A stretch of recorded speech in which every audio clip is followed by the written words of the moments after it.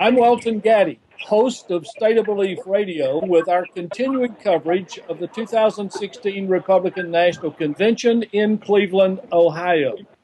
I'm joined now by Audrey Mullen, former executive director of American Tax Reform. She is a partner in Advocacy Ink, public relations firm in Washington, D.C. Ms. Mullen, thank you so much for joining us and giving us a little bit of your time. Thanks for having me.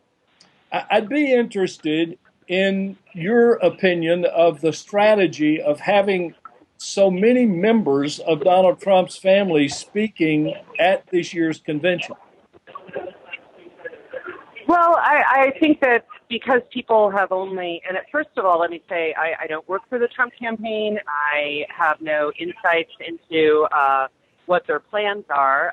But, I mean, I think it's clear that they are aware that he is only seen as a business person. He is not seen as a family man or somebody that people may be able to relate to on a personal level. And so they're trying to personalize them. And, and that's always a good strategy. I think that worked well.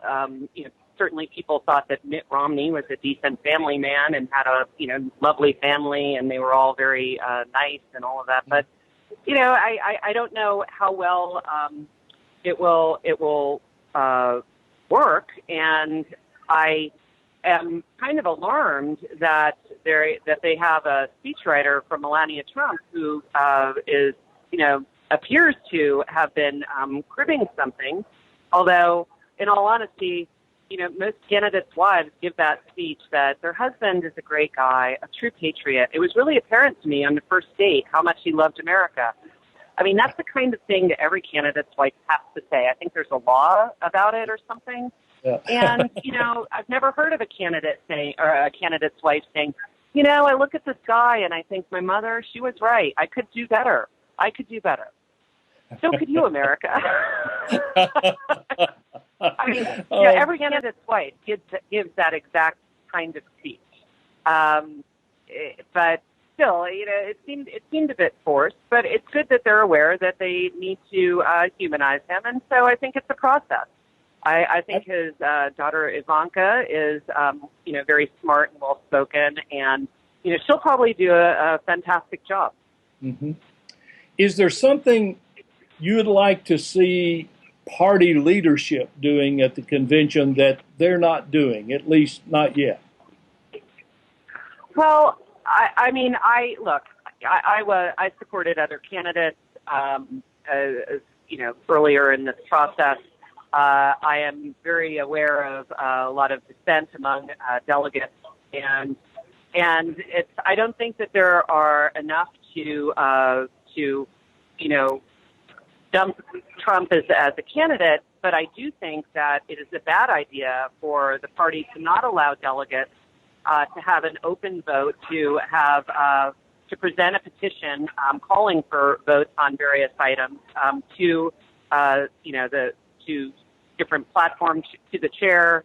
And I think that squelching these efforts, while in the name of preserving harmony, is only going to fuel dissent amongst those people who feel that they are not being heard. Now, again, I don't necessarily support them or anything that they want to do, but I do believe that all of these delegates, all of the delegates deserve to participate in an open and transparent process, and that that the game shouldn't be rigged in any way.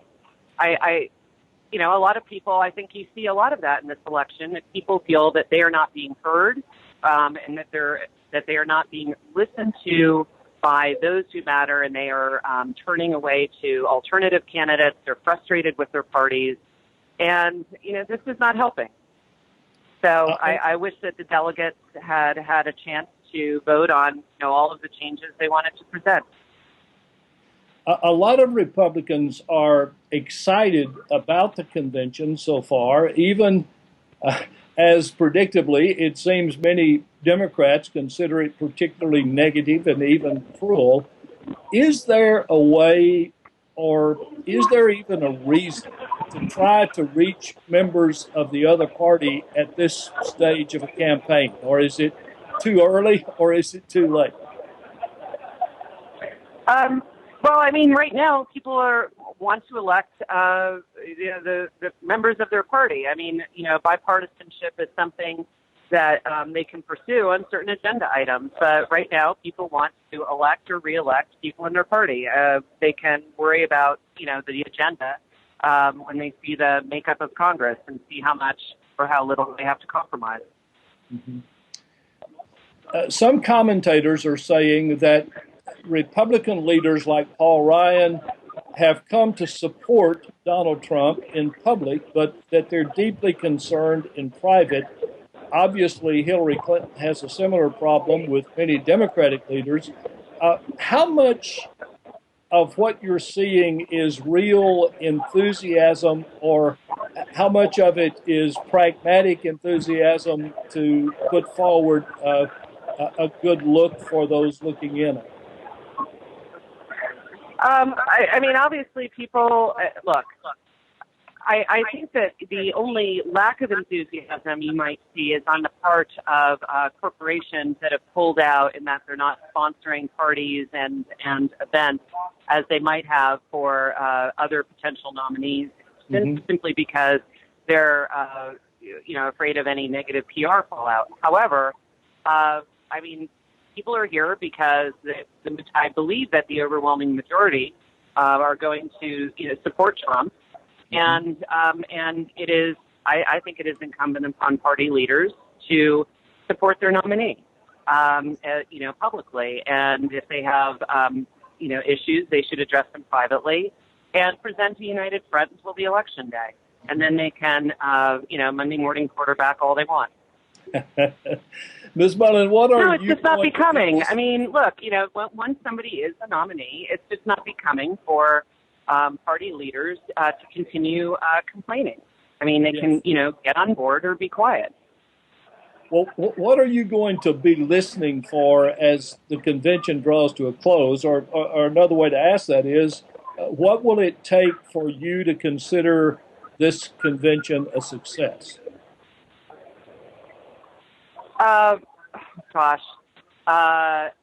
Actually, my biggest concerns in Cleveland are not about, are about seeing Trump get the nomination. I would like to think that that somehow delegates will get a chance to make changes to the platform, or at least have a vote, or be able to follow the procedures they want.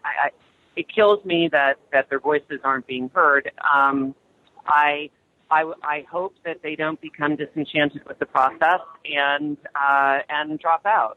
And by that I mean, cease being politically active. I mean, I think that for both parties, you really have to care passionately to go through all you do to become a delegate. You have to go to a lot of, local meetings, state central committee meetings, work hard to try to elect local candidates to get chosen as a delegate, or to be elected as a delegate and get the support through the support of your peers. If people feel disenfranchised, they're not going to do things like that. They're not going to want to be engaged in the process, and I think that's a terrible thing. I think everybody should be involved. Audrey Mullen, great comments. Thank you for being with us. I'm Welton Gaddy for State of Belief Radio.